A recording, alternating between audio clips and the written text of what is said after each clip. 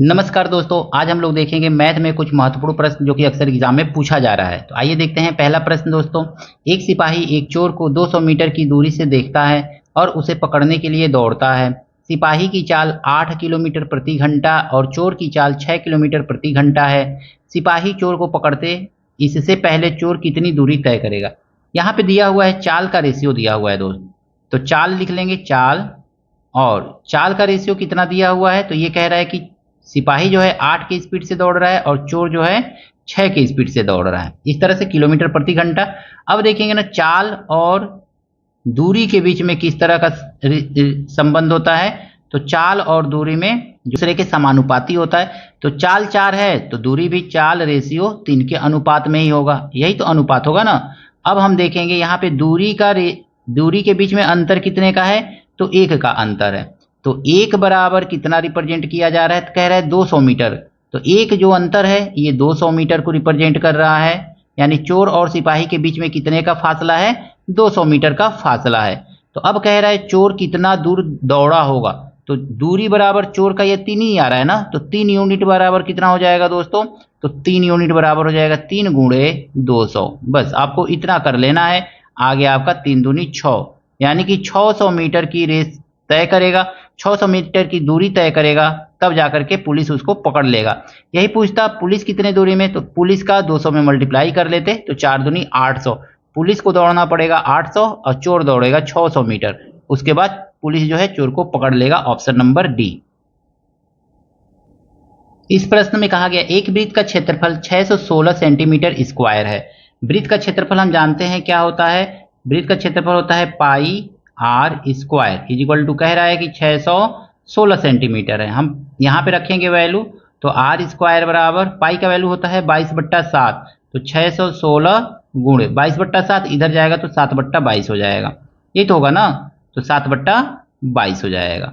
अब देखेंगे ना, तो 22 से काट दीजिए, 11 दूनी 22, हाँ 11 पचे 55, 11 पचे 55, 11 छके 66 और गुणे 7/2। 2 से काटिए, 2 दूनी 4 और 2 अट्ठे 16, या आर स्क्वायर है। आर का वैल्यू हमको यहाँ पे कितना मिल गया, तो आर इज इक्वल टू मिल जाएगा 7 गुणे 7 गुणे 4, यही तो मिलेगा ना, 7 गुणे 7 गुणे 4। इसका अगर मैं रूट निकालेंगे तो हमको कितना मिल जाएगा, 7 का पेयर बन गया, तो 7 और 4 का 2, 7 दूनी 14, हमको आर मिल गया यहाँ पे।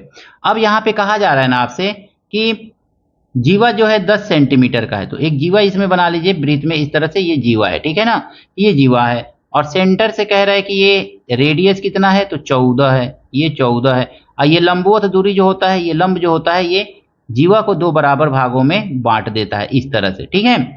अब देखेंगे ये सेंटर ओ है, जीवा जो है एक्स और वाई है, और यहाँ पे मान लीजिए कि ये लंबवत दूरी, इसको यम मान लेंगे कुछ देर के लिए, यम मान लिया इस बिंदु को। अब कह रहा है जीवा जो है एक्स वाई 10 है, तो आधा आधा बांटेगा तो ये 5 हो जाएगा, यही तो होगा ना। अब इसमें हम पाइथागोरस थ्योरम लगा लेंगे, तो लिखेंगे ओएम का स्क्वायर, ओएम का स्क्वायर नहीं लिखेंगे, ओएम इक्वल टू होगा एक्स ओ का स्क्वायर, यानी कि 14 का स्क्वायर माइनस, यानी कि हाइपोटेनियस माइनस आधार का स्क्वायर 5 का स्क्वायर, यही तो करेंगे ना। और रूट कर लेंगे, ओएम का स्क्वायर ना करके इसका रूट कर लिया हमने। 14 का स्क्वायर कितना होगा, 196, और 5 का स्क्वायर 25। बस इसको माइनस कर लीजिए, रूट में रहेगा ये। अब इसको माइनस करेंगे तो कितना आएगा, 6 में से 5 गया 1, 9 में से 2 गया 7, और ये आ जाएगा 1, 171 सेंटीमीटर। यानी कि ये जो डिस्टेंस है ये कितना है, 171 सेंटीमीटर है। Option number C. इस प्रश्न में कहा गया है 280 का x प्रतिशत बराबर 240 का 15% प्लस 310 का 20% है, x का मान पूछा जा रहा है। जैसा दिया है हमको सेम टू सेम वैसे ही उतार लेना है। 280 का मतलब मल्टीप्लाई होता है x बटा परसेंटेज है तो 100 कर लेंगे, इज इक्वल टू 240 लिख लेंगे, मल्टीप्लाई का मतलब मल्टीप्लाई 15 बटा 100 लिख लेंगे यहाँ पे हम, ठीक है। अब प्लस करेंगे, प्लस 310, यही तो होगा ना, 310 का मतलब मल्टीप्लाई, और 20% का मतलब होता है 20/100। इस तरह से हमने लिख लिया। अब इसको ना 100 से इसको ऊपर वाला को काटिएगा मत, आप क्या कीजिए, एलसीएम ले लीजिए सबसे अच्छा। तो अब जब हम एलसीएम लेंगे ना, तो ये कितना हो जाएगा आपका, 280 मल्टीप्लाई x/100 ऐसे लिख लीजिए, इज इक्वल टू एलसीएम लेंगे तो 100 होगा, ये 100 होगा, तो 100 आपका एलसीएम हो गया। अब हम देखेंगे ना तो 15 से इसको मल्टीप्लाई करेंगे तो 15 जीरो जीरो, 15 चौको 60, अब 15 दूनी 15 चौको 60 और 15 दूनी 30 और 36, 3600 आ जाएगा। अब प्लस इसको मल्टीप्लाई करेंगे ना 31 दूनी 6200 आ जाएगा, 0 0 ये आ गया। अब यहाँ पे 100 से इस नीचे वाले 100 को हम पूरा का पूरा काट सकते हैं, काट दिया हमने।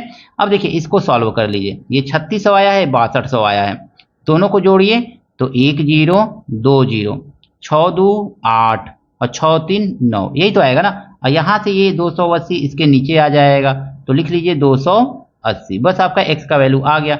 इसको काट दीजिए, ये कट जाएगा इससे, 0 से 0 कट गया, 14 सत्ते 98 7 बार में, और 14 दूनी 28 और 2 से काटेंगे तो ये आपका 35 बार में पूरा का पूरा कट जाएगा। तो आंसर आ गया 35, ऑप्शन नंबर ए इसका सही है दोस्तों।